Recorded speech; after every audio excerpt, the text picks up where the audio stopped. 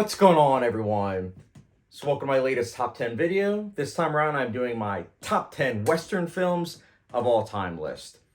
So this is a list that I'm not gonna lie, I was both scared and nervous to do. I've been working on this list for several years, and the reason being is that genres in particular are just very difficult to actually create a top 10 list, but specifically one that I grew up with. Like, this is a genre that at age 5, 6, I still remember like watching them. Like, I used to watch the Lone Ranger TV show.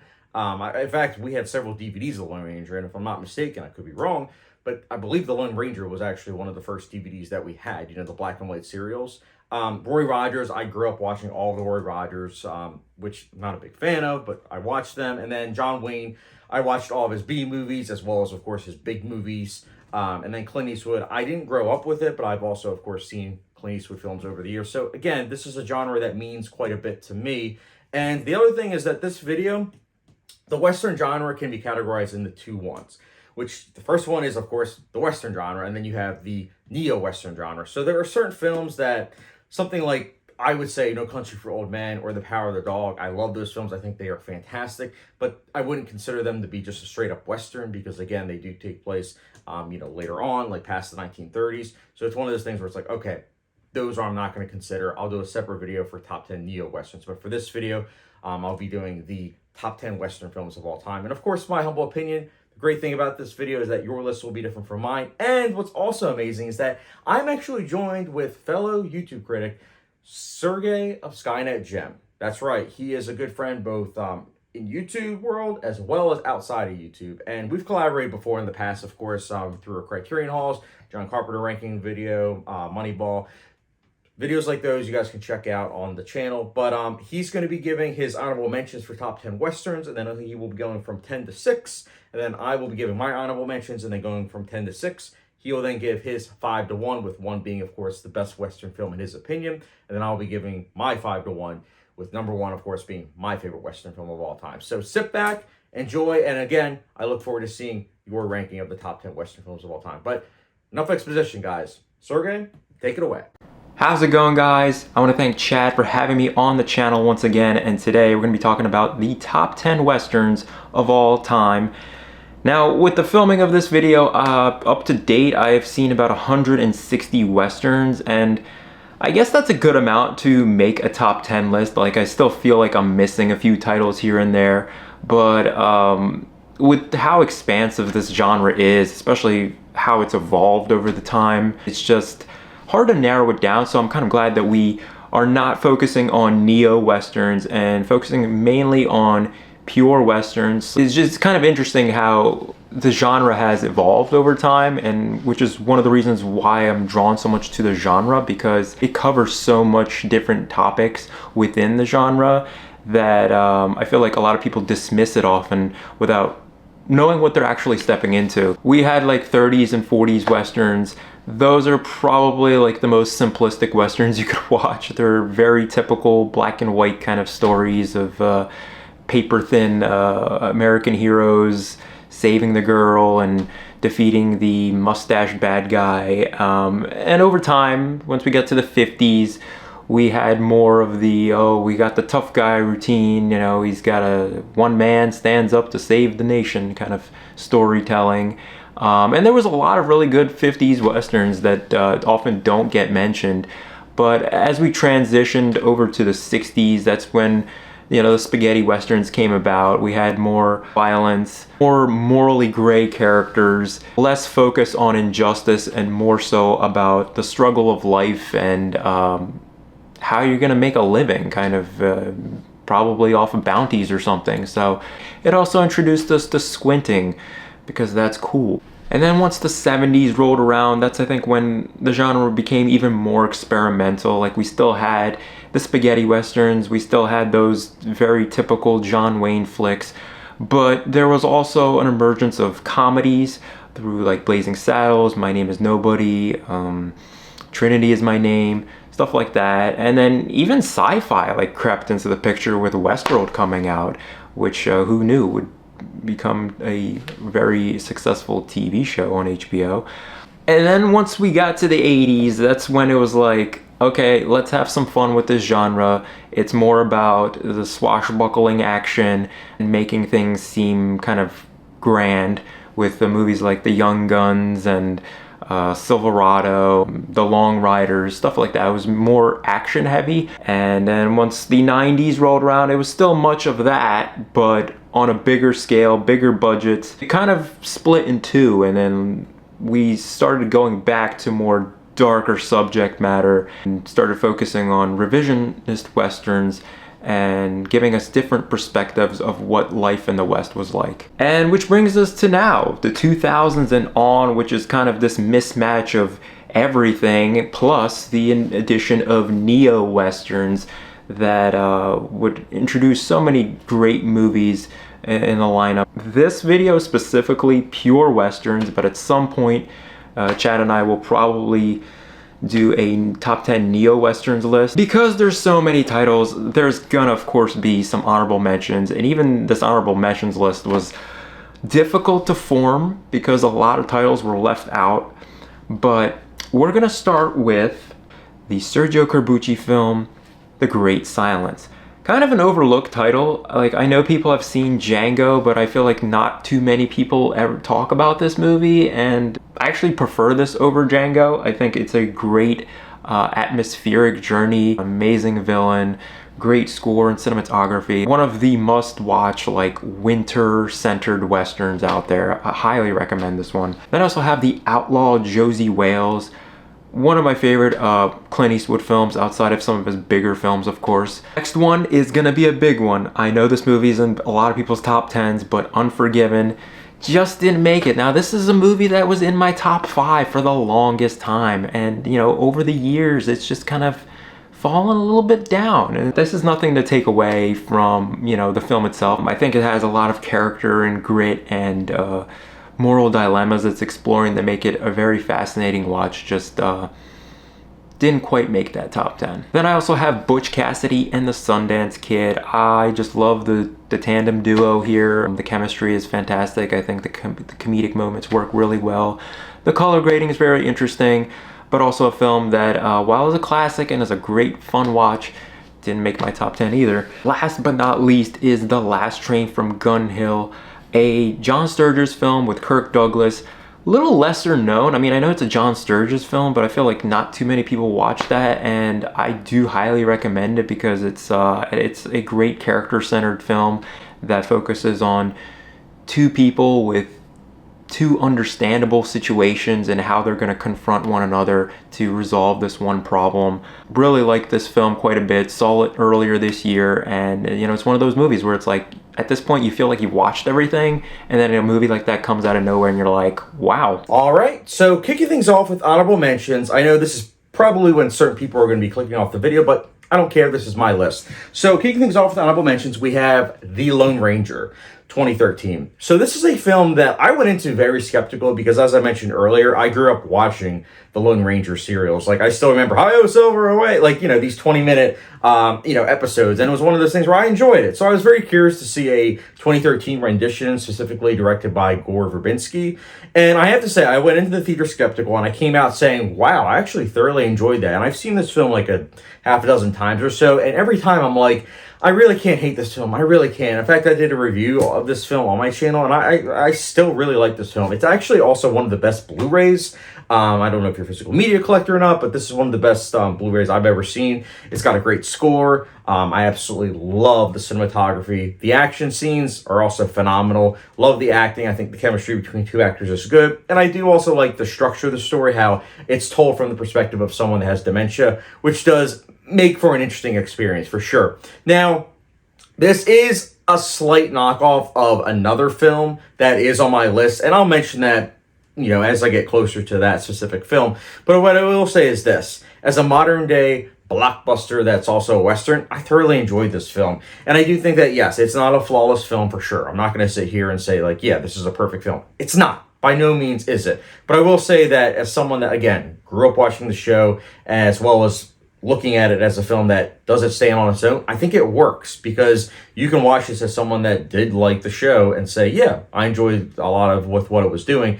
But then you can also just watch it as a straight up action Western and say, yeah, that's enjoyable. This is one of those films where I feel like over the years it's gained a cult following, at least I hope. But at the same time, I understand some people don't like it. But again, long-winded as it is, I enjoy this film, and that's why it's an honorable mention.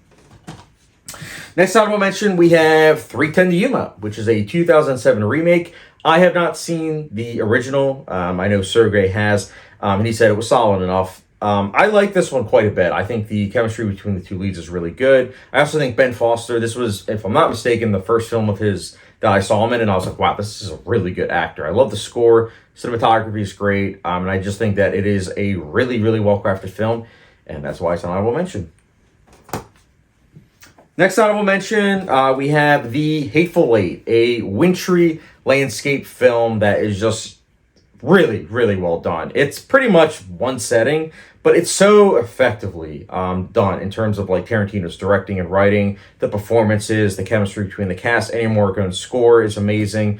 It has everything that Western fans could possibly want, and at the same time, if you are someone that likes wintry films that in some ways takes inspiration from The Thing, it's just the 1982 John Carpenter film, this is definitely a film that you should check out. It is really, really good. That's why it's an honorable mention. And it's funny, too, because I saw this film before another film that's on my list, and that film heavily inspired this film in a good way.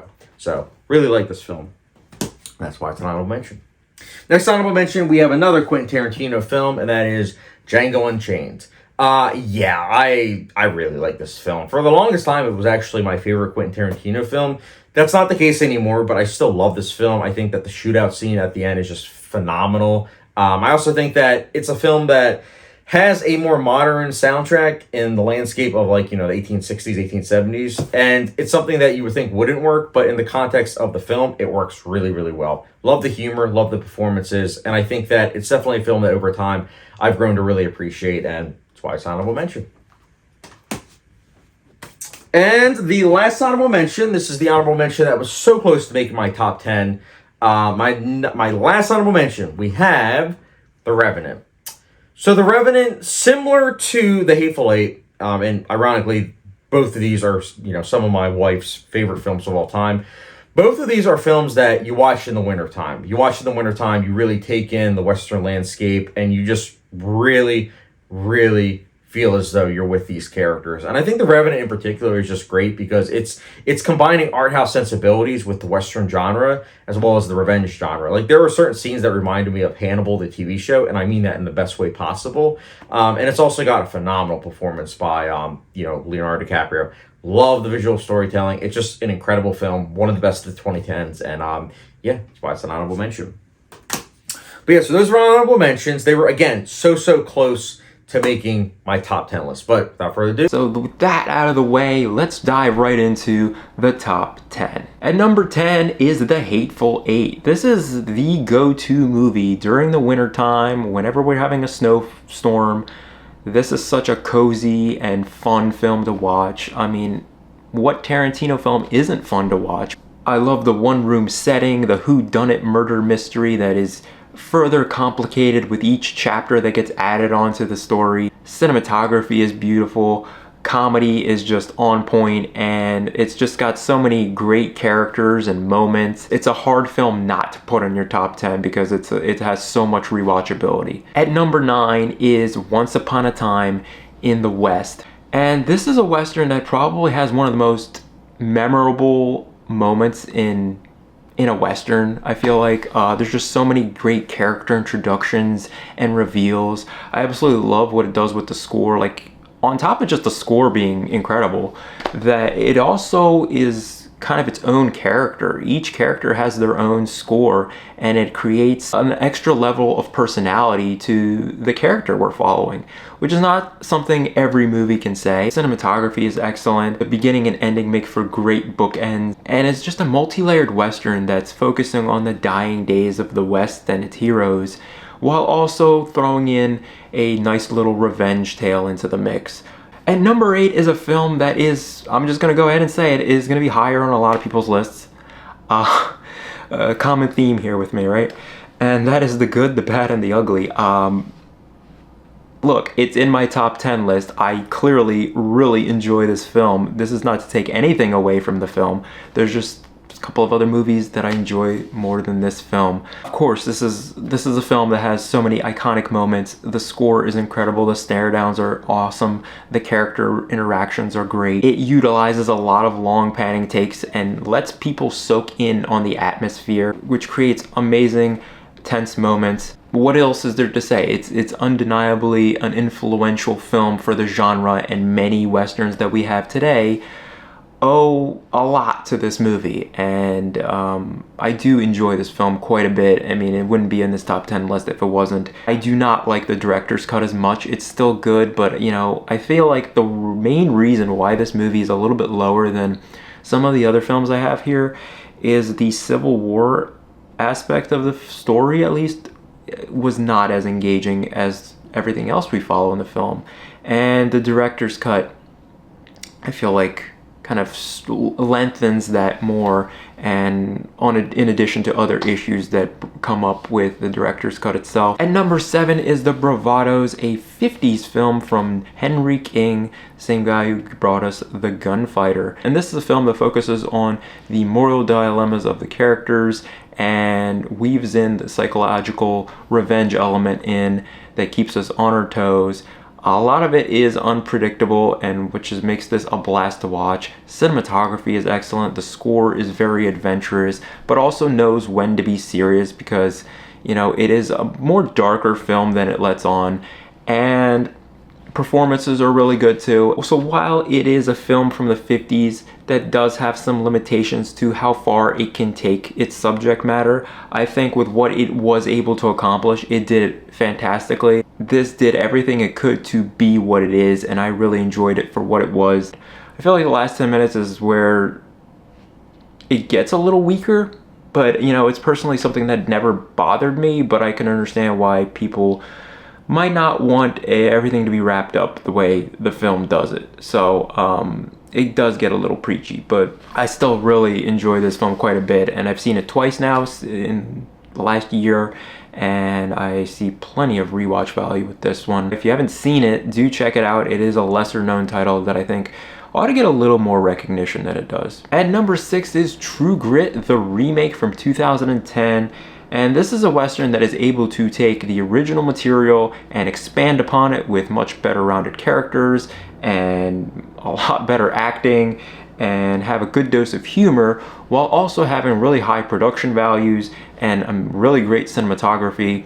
Haley Steinfeld also just gives one of the best young actress performances I've seen. Compared to the girl we saw in the original John Wayne film, like, blows that performance out of the water. The cast as a whole works well off of each other, and they're always interesting to follow because as they're learning about one another, we're right there with them. We're not like one step ahead or anything. We're kind of just like flies on the wall following them, and we're part of this like one grand adventure. I also really like that this is not a simple revenge film, that it's able to kind of look beyond and be like, well, what does revenge mean in the long term? Is this something that's very desirable? What does it accomplish? I like that it does try to explore that in a deeper manner than most films do. So those are my top 10 through 6 best Westerns. I will pass it over to Chad so he can reveal his picks. All right. So kicking things off with my top 10, we have my number 10, which is The Great Silence.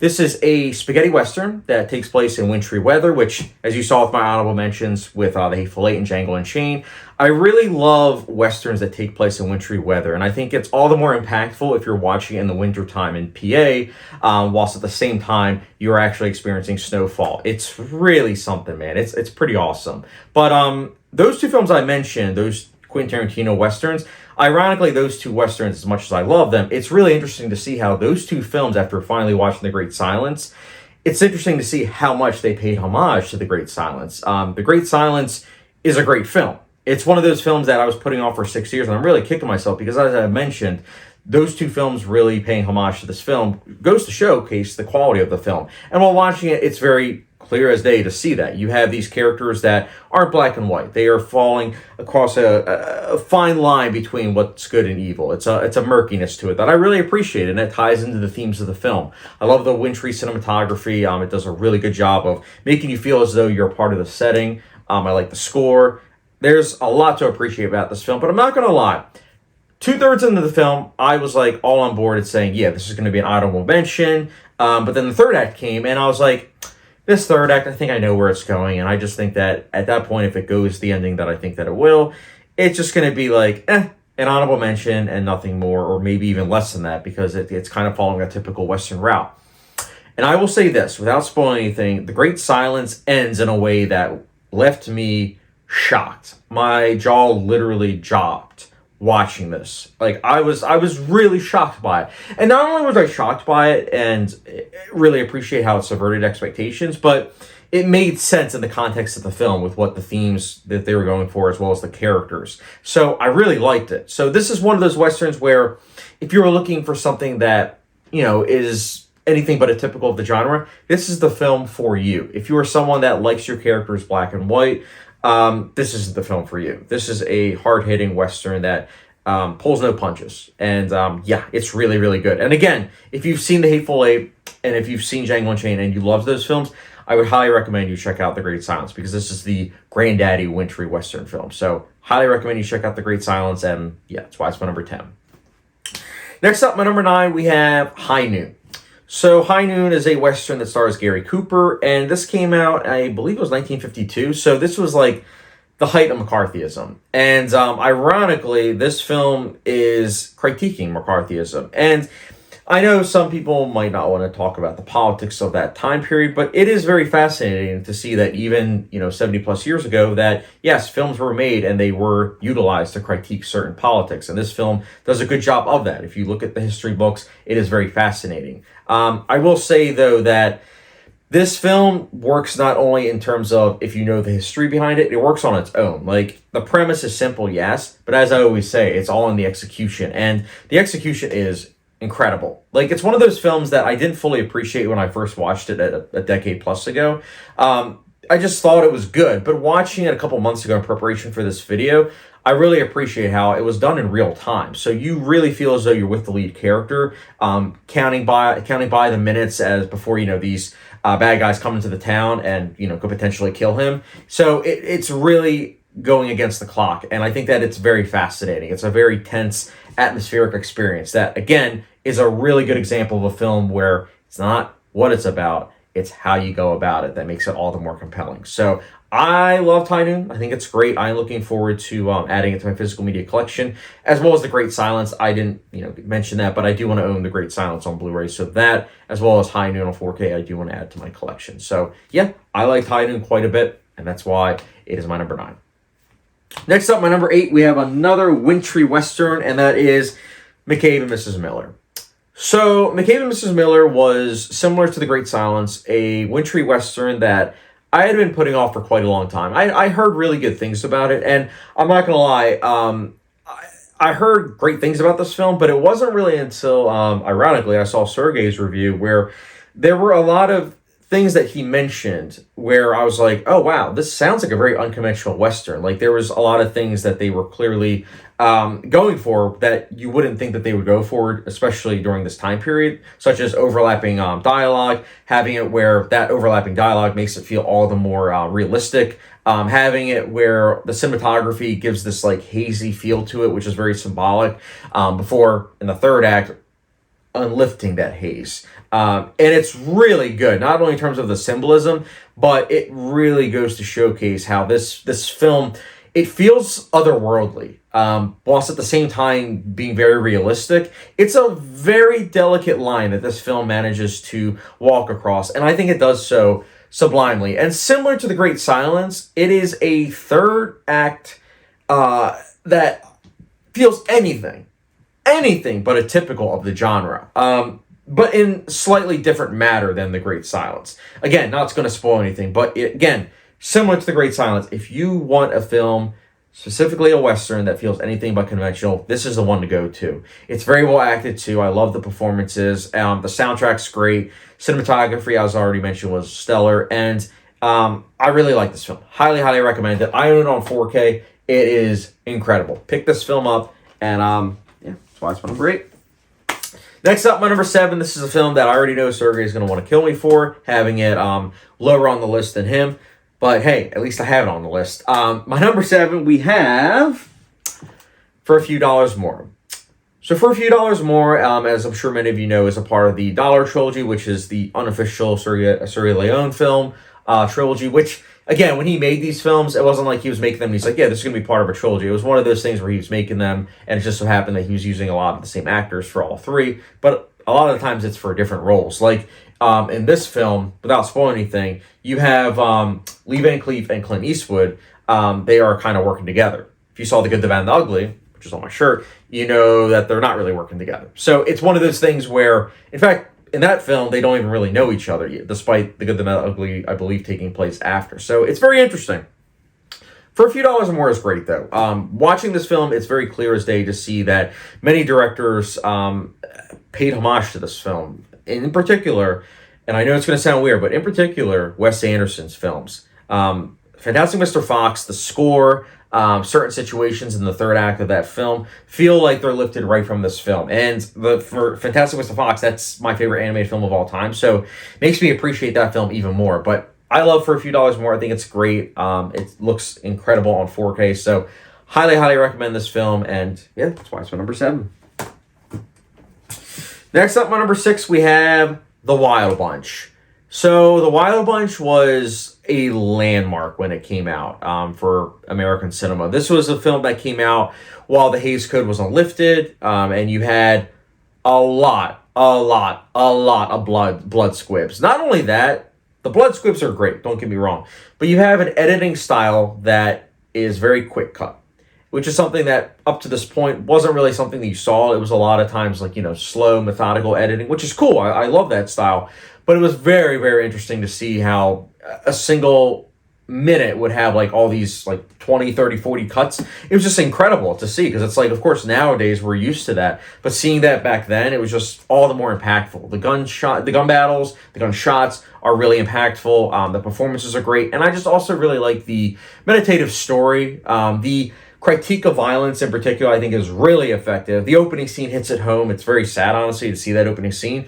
But as the film progresses, it hits it home even more and more. And it's a really sad film. But again, it's really impactful, and it's one of my favorite Westerns, films in general, of all time. I love The Wild Bunch, and that is why it's my number 6. So at number 5, we have Django Unchained.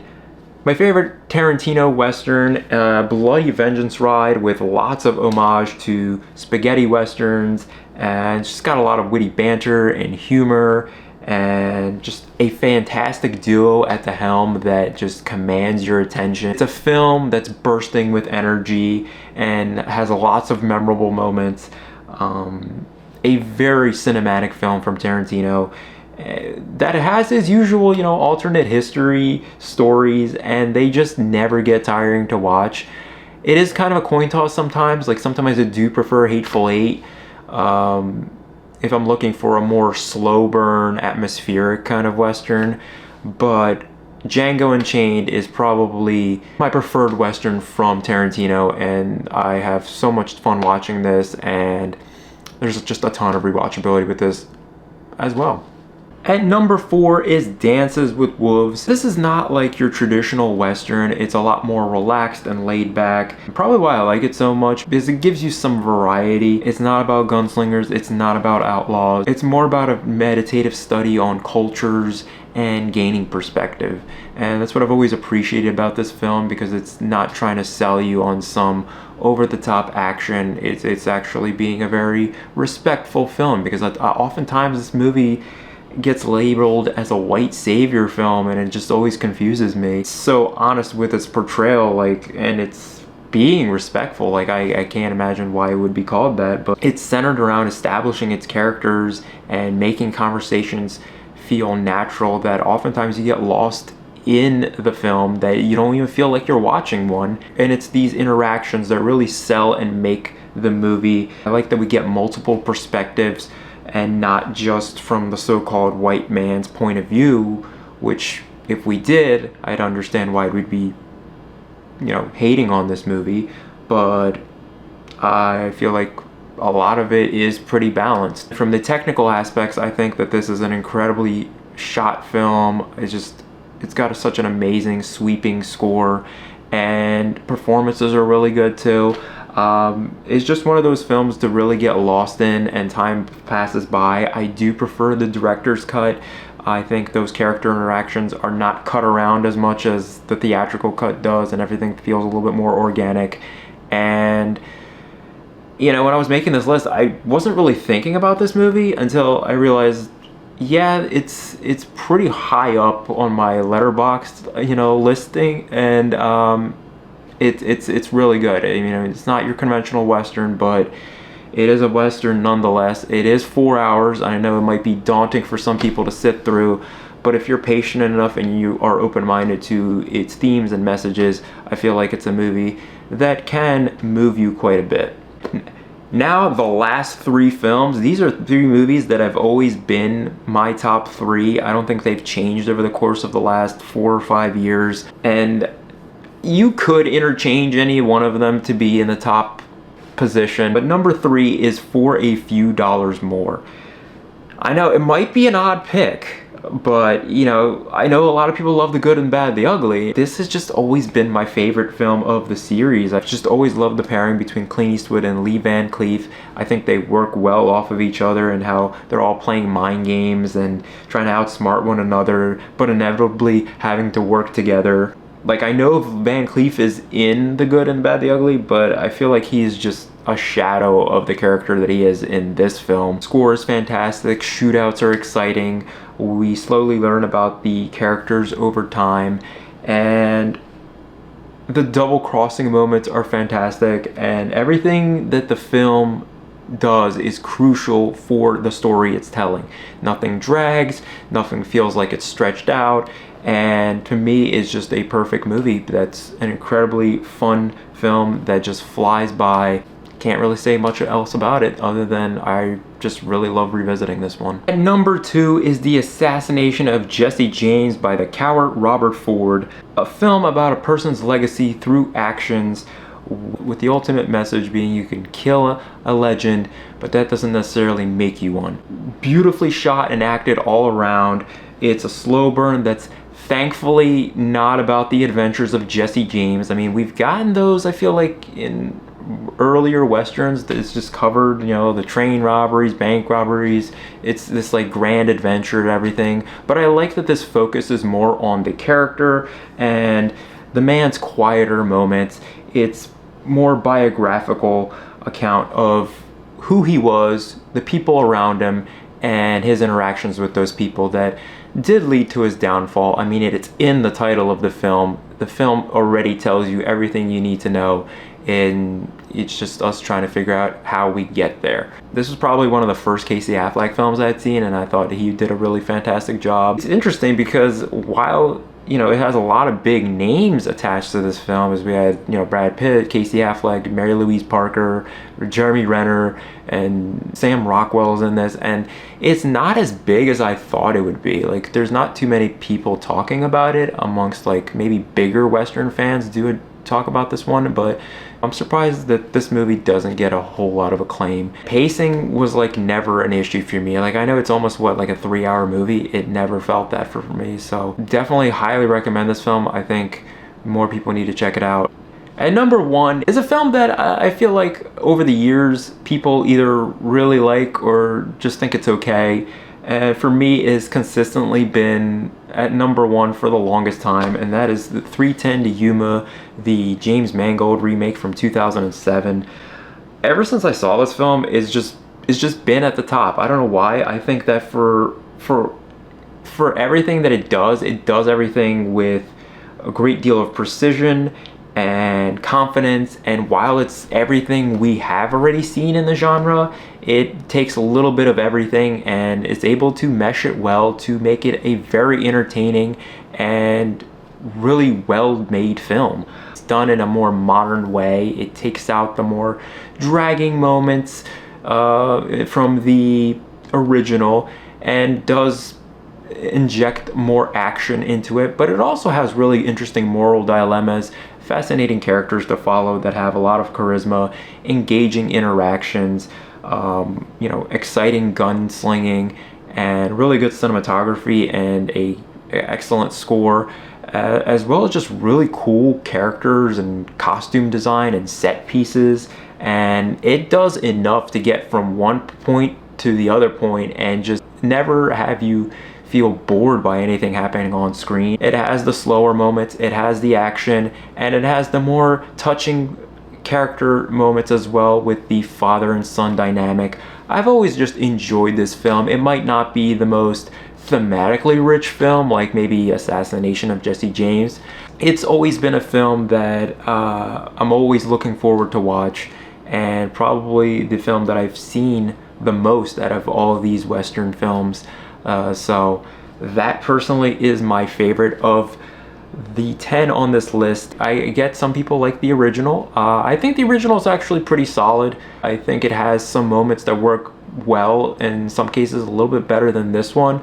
But on a grander scheme, I think the modern take of this story is a lot more grand and epic in scope, and is a story that does benefit being modernized a bit.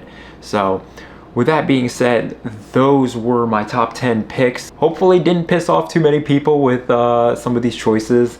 I know some titles are a bit lower than maybe the other people's lists, but yeah, thanks guys for sticking around and checking out some of my favorite Westerns. I'm sure Chad will leave my links down below to Letterboxd and YouTube if you want to follow me. And with that, I will go ahead and pass it right back to Chad. All right, just want to say huge shout out again to Sergey of SkynetGen for being on my channel. Again, guys, be sure to subscribe to him on YouTube. I'll put the link down below, as well as following my Letterboxd. So once again, thank you, Sergey, for being on my channel. But all right, so now it's my turn for 5 to 1. So my number 5, we have, this is a long title, The Assassination of Jesse James by the coward Robert Ford. It's a long title, but let me just say this. Despite it being a long title, despite it being, a lengthy film, it's 160 minutes. This is an incredible film.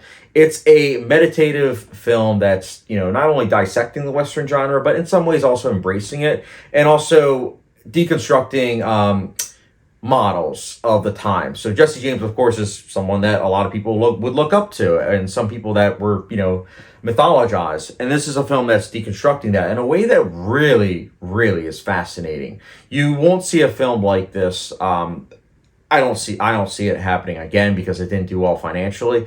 But this is one of the best Westerns of all time. But I know that some people might balk at the length, but I promise you, if you are someone that can appreciate character dramas that also have some of the best cinematography you'll ever see, with a really meditative score and an ending that just hits every time, this is the film for you. Highly recommend it. That's why it's my number 5.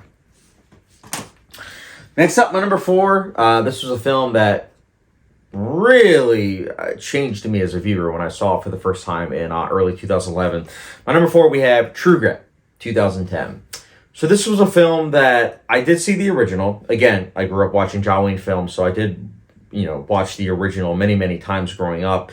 And I have to say, this is a great case of a remake that is better than the original. But not only that, it just is a film that has an incredible ending. Like, even when I watched this for the first time in early 2011, I knew that that ending was something special, and how it does such a great job of really making you look at your own life and look at your own life in a way where it's like, I feel very happy. I feel very blessed, for the things that I have, and to really appreciate the time that you have, not only here on this earth, but with the people that are surrounding yourself. And again, not going to spoil anything, but that was something that I really took away with the ending. Great performances, great combination of the Western genre, action scenes, comedy. Yes, this is a film that's very good at comedy. Roger Deakins, he did the cinematography for The Assassination of Jesse James. He did it here as well, and I believe this was the last film that he shot on film, and it's a shame that he stopped shooting on film, because this film just looks magnificent. Like, the filmic look is just phenomenal. The score by Carter Burwell is also great. It's just a film that works on every single level, and it is, in my eyes, a masterpiece. And that's why I have it as my number 4. Next up, my number 3, we have another film that's deconstructing the Western genre. I know, it's a trend for sure. My number 3, we have Unforgiven. So Unforgiven actually won Best Picture at the Oscars. It is not the first one to do that, but I believe it was actually the last one to do so. And this is one of those films that also hits hard every time because it's a simple story. You know, it's very simple. But in its execution, Clint Eastwood's sensitive direction really adds a lot of depth to it. And I do have to give credit where credit's due. The writing is also quite strong as well, and the performances are just phenomenal. This is one of my favorite Clint Eastwood films that he's directed, if not my favorite. And I think that it doesn't get talked about enough, I feel like. You know, you'll hear certain other films that people will talk about in regards to some of the best Westerns, but I feel like this film doesn't get enough praise, and it should, because I think that it's so good. Because again, even if you don't like the Western genre, the drama itself is just so good, and as a character study, it's even better. So yeah, I love Unforgiven, and that's why it's my number 3. Next up, my number 2, we have Once Upon a Time in the West. So I mentioned earlier how The Lone Ranger borrowed heavily from a certain film, and a little bit of story time.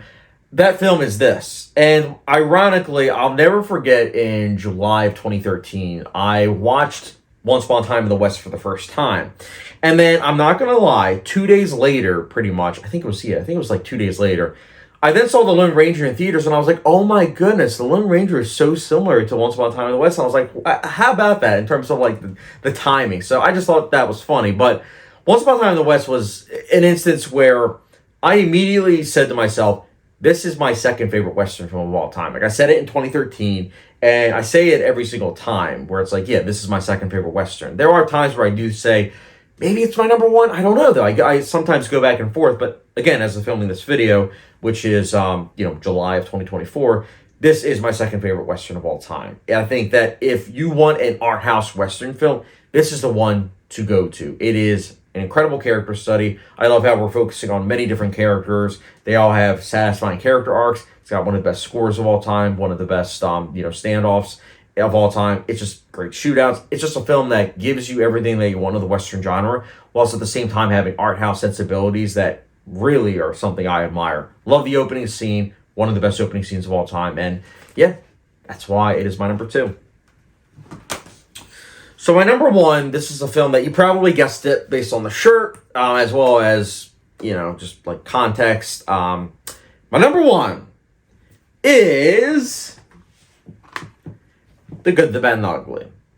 So The Good, the Bad, and the Ugly, I mentioned how Once Upon a Time in the West, that was a film that, as soon as I saw it, I said it was my second favorite Western of all time. It was because a couple months prior, I think it was like May of 2013, I watched this for the first time. And immediately I was like, holy cow.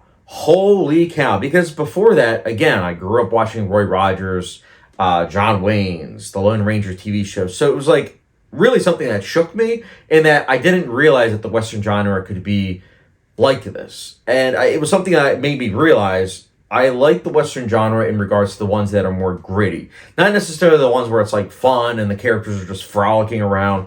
I like it where a film actually has a lot to say, and at the same time is just gritty, in some ways critiquing the genre, but at the same time still embracing some of the tropes. And I think what's especially amazing about The Good, the Bad, and the Ugly is that it is combining genres. This is also a war film, and I think that it balances the two genres seamlessly.